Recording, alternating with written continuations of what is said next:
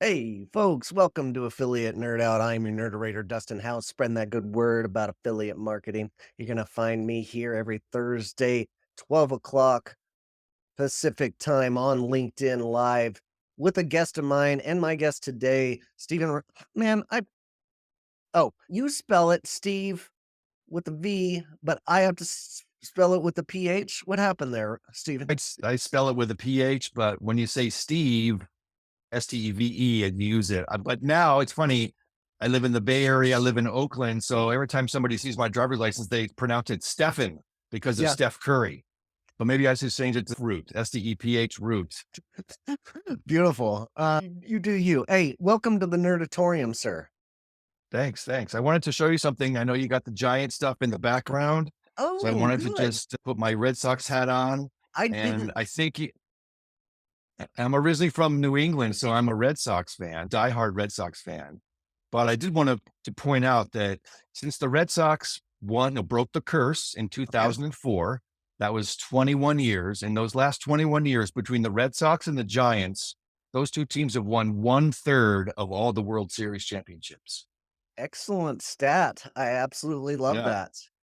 So Uh, I'll shift here to be more local here. And I know the A's are going to be your local team here starting next year. I imagine you going to get season tickets or something. I am very anxious to get, season tickets, yes, or at least like a third of the tickets. I'm a Mhm. big baseball nerd, and yes, the A's are coming to Sacramento. I'm very excited about that, and I have no problems with, the Red Sox either. Always classy organization, but so interesting. You've been in the Bay Area for a very long time. Yeah. Yeah. I've been in the Bay Area for 25 years. But Boston is one of the classic sports cities in this Sure. country. Boston, New York, Chicago, LA. And I remember back when I was young, I was a huge Celtics fan with Larry Bird and Robert Parrish and all the DJ and all those guys. Now I'm a Warriors fan, of course. Oh, good. But yeah, so I'm a Boston sports fan plus a Bay Area sports fan. You Oh, can be both. You can change every like me and my friends like to say, every birthday that ends in a 0, you can change your loyalty in a sports team. but yeah, with the Patriots not in the playoffs, with the 49ers not in the playoffs, I've I'm rooting for my friends from Buffalo. I've taken to Buffalo. Josh Allen's a great quarterback. Their sad Super Bowl run in the '90s. I'm hoping they can change that. Breaking that curse for sure. Breaking that curse. Yeah, All right, Steven, tell us about who you are. sure. I've been in. I guess we'll start with affiliate. I've been in the affiliate space for gosh, probably 15 years now, and I managed a bunch of programs in the B2C space and B2B space. I've managed programs as an in-house program manager. I've managed my own clients independently. And then for a time, I worked in the agency as the director of affiliate marketing, managing a stable of clients. Been in the space for a while. Prior to that, I was in retail merchandising. Worked at Apple and worked in the merchandising team for the retail stores.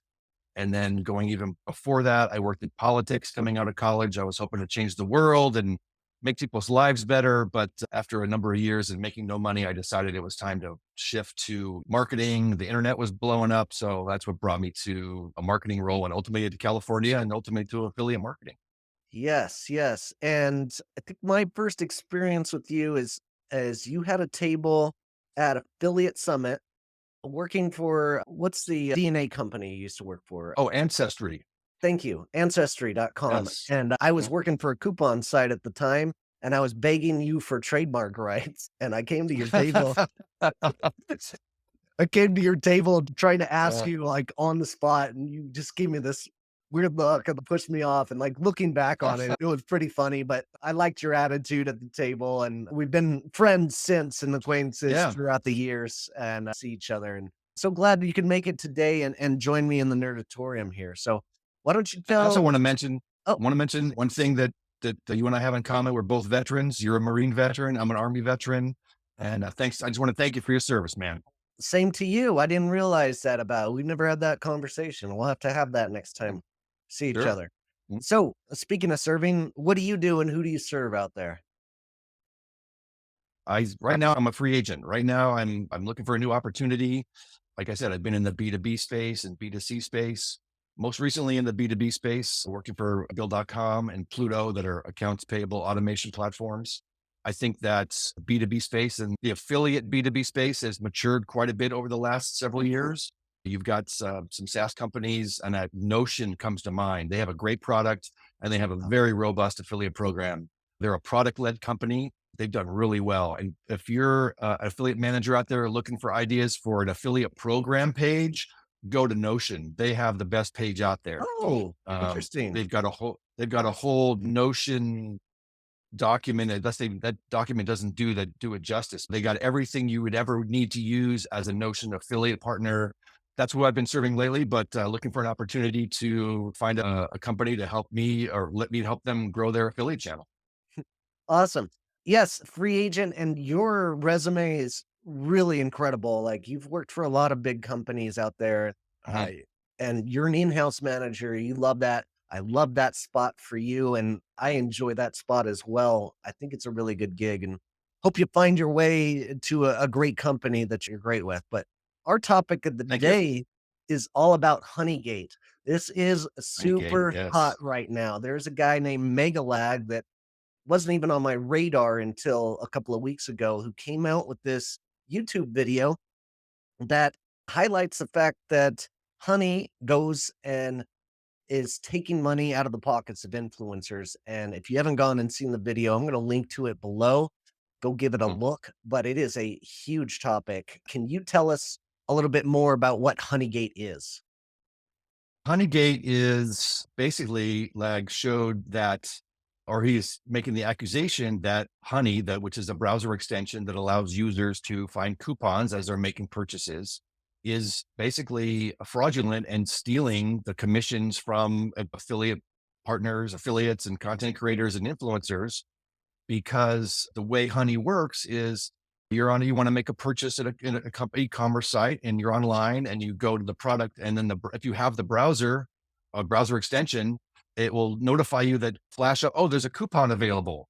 So you Mhm. click on the extension, you go find the coupon, you make the purchase. But because of last click attribution, meaning the last click in the purchase flow gets credit for that, Honey, the extension, will get credit for that purchase, even though an influencer or affiliate may have actually driven that user to your site. So Honey gets all the money, gets all the commission for the sale, and the affiliate partner that's in your program that actually drove the user to your site gets nothing. So that is Honeygate in a nutshell. Excellent explanation. I will go a little bit further in saying that it is a eye-opening for influencers out there that they have been working hard in the affiliate marketing space, and that companies like Honey are out there stealing that last click and stealing the attribution from them. So when Mhm. their conversion rate should be higher and they should be making more money, companies like Honey are out there taking that away from them. And Mhm. ironically, Honey has empowered and paid these influencers to promote their product and take money out of their pockets in the back end. So Yeah. really incredible, and just I've been saying this kind of concept for years, um, from the affiliate manager's perspective, but it is incredible that an influencer is out there ringing the bell right now, and it's Mhm. getting a lot of buzz. Before we get a little bit more into that, I wanna go into exactly what browser extensions are for the audience that doesn't know. Can you Yeah. explain what browser extensions are? Browser extensions, you use, I'll just use Google as an example. You would add browser extensions in your browser to help you with various things. There's a browser extension from Grammarly that helps you with your writing content. There Mhm, are browser extensions that I use RoboForm, which is a password browser extension that allows me to store passwords. I can sign into sites really quickly. There's thousands and thousands of extensions that do different things. But in Honey's example, you land on a site, I'll say Walmart or something like that. And you're going to make a purchase, or Amazon, and I'm going to buy this product. And the browser extension will notify you that there's a coupon available for this product. And you say, oh, great. You click the Honey browser extension that you've installed in your browser. It provides you with a coupon. You then put the coupon in the coupon box in the shopping cart. You make your purchase. You get your product. All's happy in your world because you got your product. You got a coupon. You save some money. But if you had gone to an affiliate site and then they referred you to Amazon, that affiliate's not going to get the commission that they normally would have gotten for referring you. That's how the Honey extensions work, or I Real should say cool. the coupon browser extensions work. Yeah. There's lots of extensions out there that are great that I would highly recommend. Okay. Gotcha. So my browser extension history started in my first role at CJ in compliance 15 years ago Mhm, when I was mhm, having to test browser extensions for acceptable practices, essentially. Like mhm, luckily early on in the game, companies like CJ Tracking Solutions, they figured out that browser extensions were doing some nefarious things and they had to put rules in place to be accepted into the platform. CJ was tracking this and we were observing their tactics. And Honey wasn't one of the first extensions, but they were the first one that really blew up in this industry. mhm. And I have a story about Honey myself. Do you have any stories of your use with Honey or your experience with them? Like I mentioned, my most recent history has been with B2B affiliate programs. I have a business product and we're selling our product to another business. And extensions like Honey with coupons don't really apply to B2B programs as much. Okay. So I have any infamous stories. So I'd love to hear yours. Funny thing you mentioned, like it doesn't apply to BD. That doesn't stop them from joining those programs. No, no. They will still try to get the credit, even though it isn't a super relevant niche or factor for them. But my So was history, I guess my I was gonna say in your history, there was the does the user have to physically click the extension to set the cookie? The earliest extensions, I think there was the cookie was set automatically. Is yes. that correct? Oh, yeah, you nailed it, and that was one of those things that would get you kicked out of the network is if you were doing pop unders of some sort or, like, Mm, mhm, you were automatically attributing your affiliate link to the program that you were joined, like, that's kick out status, but mhm, Honey went about it. My first and foremost story of it is I met one of the first 5 employees of Honey at mm, ASW way back in the day, and I had experience with browser extensions because I was testing them, and he assured me that Honey will not steal that last click if another affiliate has already gained a click. And so mhm, that was their initial intent is they were getting in the door with these companies and they weren't stealing that last click unless they were the first click.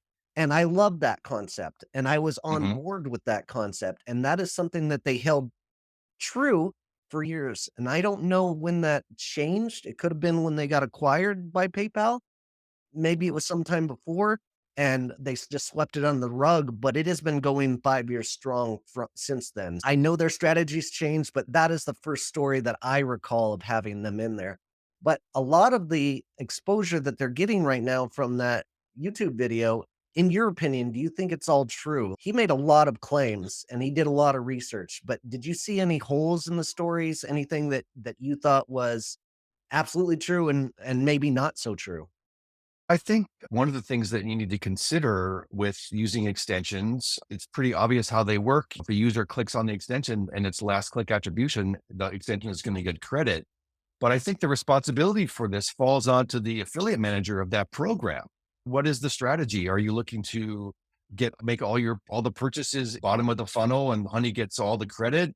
Or do you want to use platforms that allow you to use multi-click attribution? If I were managing a program, I would say, I do see some value to my customers for using Honey. Yeah. However, I want to make sure that I compensate my partner that drove the user to my site. So I would use a platform that I could split that commission and say, hypothetically, if the commission were, say, 10% of the purchase, we'll give Honey 2% of that, 20%. Okay. We'll give the partner 80% of that, and then provide the transparency to your affiliate partners and say, look, we're using Honey, we're using this extension browser for coupons. If the commission is 10%, you might see a little less if somebody uses that extension. But you're still rewarding that affiliate for driving the customer to your site. Love that concept. If you have the ability of a tracking solution that will allow Mm. split attribution, there's very Or few of them out there that can make that happen, or what? Mhm. Or I have seen this where the advertiser takes it upon themselves to provide coupons. I've made purchases online where, there's a link right in the shopping cart that says need a coupon. You can click that and the company will provide a coupon for that. Everybody's looking for coupons. Sure. So companies need to, in the math that they're using for revenue, they have to accommodate that customers are going to use coupons. So maybe if you don't want to use the browser or use the platform that can split the commission, provide the coupons to your users yourself. Say, hey, these Yes. are all our coupons. You can't find any other coupons anywhere else. This is the best you're going to get. So use our coupon.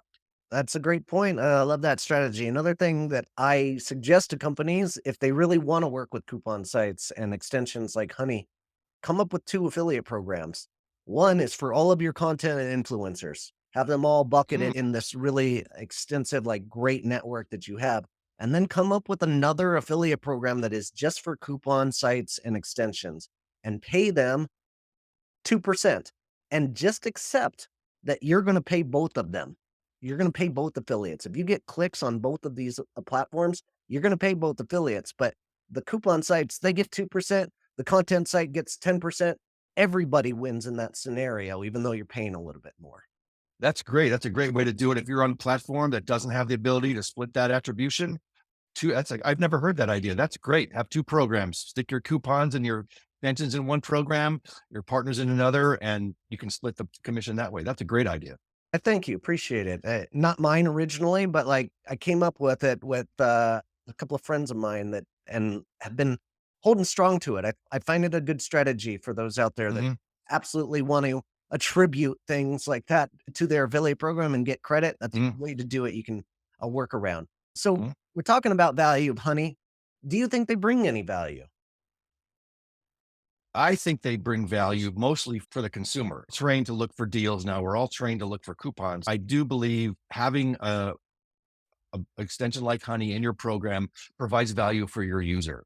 But the responsibility falls on the program manager to determine how you're going to use Honey, whether you use the two program suggestion like you just made, or you split the attribution. They do provide value for the user. And I think they provide some value for the advertiser because you're allowing your users, your customers to leverage that coupon to make their purchase. So I do believe there is some value there, but the responsibility falls on the program manager to make it work for all parties involved in the program. Agreed. And do I think there's a lot of value? I don't think there's a lot, but I think there are use cases for it in the e-commerce and the retail space if you want to get some additional brand exposure. Maybe there is some. I just haven't found a lot in my experience with it. I just don't work with them all that much. Yeah. For the programs that I'm working with, I keep out all browser extensions and in Mhm. fact, and most coupon sites unless I really trust them and there's a real use for them. I just Yeah. I love working with content. I love working with influencers, and Mhm. that's my strategy. But as another concept we hit on is the attribution level of what we pay them. If we are working with them, should they get a full commission in your mind? If you are full commission, if there is another affiliate partner that has drive that's in the click stream, they should deserve some credit. So I don't believe that they should receive all the credit. It's, look at it this way. The metaphor is that influencer, that content creator, put the sale at the edge of the cliff. And the Yeah. coupon site, the extension comes there at the last minute and kicks it off the cliff. So they both deserve some compensation, some remuneration for that sale. Okay. That's fair enough. Another point on that is uh, let's say you do just give them full attribution, but you only pay them 2% when you get your content sites, you pay them 10%, right?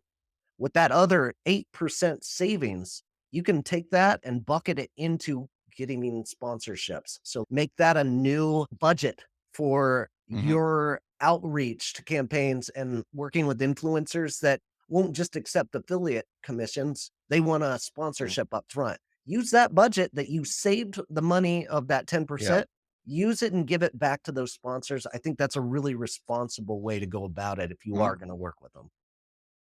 Absolutely. What I'd like to see, we never will, but say these platforms, I would like to say, how much of your overall revenue comes from these extensions? How much of your revenue what's your revenue split between your transaction fees from browser extension sales versus affiliates and influencers? You'll Yeah, never see that's that data though.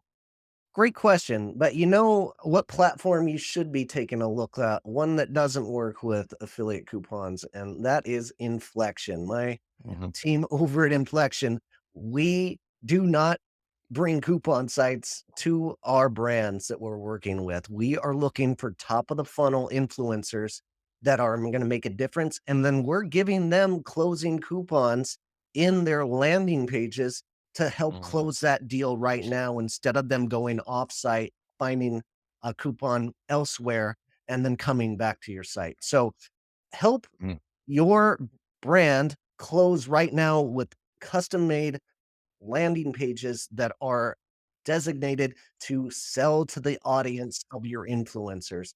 Give us a look. Go to dustinhouse.com/inflection and check it out. And come check it out. And have you worked with what's your experience with co-branded landing pages, Steve? Done a lot of co-branded landing pages, but I've almost always created them in-house. Create them in-house, provide the link for the partner, make it exclusive to them. So I believe they increase conversion. I'm familiar with Inflection. I think that's certainly a tool that I'm going to explore in the future for sure. Awesome, awesome. And yeah, the development of those landing pages been a pain in the butt for as long as I can remember. Big hurdle of requesting them from development and them getting them made Yes. could take months, honestly. And It yeah. at Inflection, we can do that in literally 5 minutes. Either the affiliate can make their landing page the way that they want to, or the affiliate manager can do it for the affiliate, whatever way you want to go. That is a huge value add that I absolutely love about our technology. So give it Yeah, a look. I'm a big fan of providing affiliates and influencers all the tools they need. Make their lift as light as possible so they can focus on creating the actionable content that's going to drive users to your site versus making them do some of this back end work. Super smart. Love that. All right. Back into Honeygate as we start wrapping this up. Why did it take so long? Why did it take a big influencer like Megalag to make this video and make it Mm. viral? I think that why it took so long is it was finally somebody with a huge enough audience that people needed to respond to him because he has such a large following. This is a conversation that's been going on for many years in the affiliate space, browsers and coupons and the value they bring and are they stealing commissions? But it's been inside baseball. And now we have somebody with this huge following that has made this accusation, and finally people are starting to pay attention. Yeah. I think that's why it took so long. I you mentioned baseball, and I attest this to what Barry Bonds went through when through the steroids era. And Barry Bonds was never he was always accused of using steroids, never actually found guilty of anything. He was just taking steroids the best. And I feel like Honey can't be blamed in this situation. They're just cheating the best in that kind of scenario. That's how I attest it. Yeah, it's also Honey is owned by PayPal. And we live in a society now where the concept of too big to fail exists. Uh-huh. And now that Honey is owned by PayPal, that somehow adds legitimacy to the practice. I think that's what we're seeing. Yeah. When I But saw that acquisition, I was terrified. I felt like something bad was going to happen. And it just stayed dormant throughout the last 5 years. And now it's coming to fruition. But do you think this is the end for Honey altogether? I don't think it's the end for Honey. I think it's going to I hope this raises the awareness of the issue in the affiliate space and that program managers can take the appropriate steps to change or correct their program so they serve both their customer with coupons via the extension and their content and the influencer creators. I do want to mention and I one of the early CEOs of Honey prior to going to PayPal was Carrie Pollard, who was the president of CJ, Commission Yep. Junction, and she went to Honey. And when that occurred, I knew that I guess in the back of my mind, I knew this conversation was going to come to fruition at some point. We're here many years later and it finally has. But I think that was a strategic move on Honey's part to bring her in to help them become a valued partner on affiliate platforms. Yep. I agree. It was a very interesting signing. I saw the writing on the wall when that happened. I actually Mhm. love Carrie Pollard. She was one of my favorite people when I was at CJ. Yeah, yeah, yeah. Uh, I know Carrie, and I she's a great lady. yeah, yeah. What about other browser extensions? Are they doing the same out there? But yes, I'm not familiar with all the browsers. There's a number of out there. Rakuten has a browser extension. My understanding is to have that browser extension in your program, they do require last click. So they're basically saying, you want us in your program, you have to give us all the credit for the sale. There's other extensions. There's the Capital One extension. Coupon Cabin has an extension that has allows for coupons and cash savings, cash back. I think most of the other browser extensions are following the same strategy. Again, program managers take a deep dive into your program and make sure that you're serving both your customers and your partners. Especially your partners. That's what matters most here is taking attribution and money out of their pocket is Mhm. the biggest reason to not work with these browser extensions. And yes, I do feel like a lot of them are doing the same thing. So be wary when you are working with them. All right, switching gears, like you're a free agent out there. What kind of Yeah. role are you looking for? I'm looking for basically a senior manager, director level program management position, either in a B2B company or a B2C company. I've managed programs with multi-million dollar budgets over the course of a year. I've launched many programs. I'm looking for a company that is going to value the affiliate channel, is going to take the time to grow that channel to become a significant part of their revenue and new customer acquisition. And like you said, I've got a lot of experience in the space and I can hit the ground running with any opportunity and hoping that 2025 is a new year and it's somehow in the next couple weeks or months provides me with a new opportunity. Awesome, man. For any companies out there listening, give Steven a look. One of the all-time classic guys in this industry and just a Thank you. epic amount of knowledge, and I love the guys. Take a look, and it's time for you to defend your post, sir. So I looked into your Okay. LinkedIn history and I looked for something. I saw this repost of yours. Leaders who don't listen will eventually be surrounded by people who have nothing to say. Now, do you still find this true? I love this statement. Leaders who don't listen will eventually be surrounded by people who have nothing to say. Absolutely. I think God gave us two ears and one mouth. I think that says it right there. The best leaders uplift the people that work for them. I like the strategy as a leader of letting your people pitch whatever situation you're in. Long ago I worked in politics and politicians who are successful are the ones who let their people fight it out in front of them to get all the information and then make the decision. Mm, If you have a leader that doesn't listen, eventually your people are going to have nothing to say and they are going to want to find what you want to hear and tell you what you want to hear, not what you need to hear. yeah. So, yeah, you must have gone really deep into my LinkedIn profile to find that. That Thanks was for 5 digging that years up. ago. Yeah, you've got Yeah. a lot of posts, but there was a lot of you promoting your company, which I thought was great, and Mhm.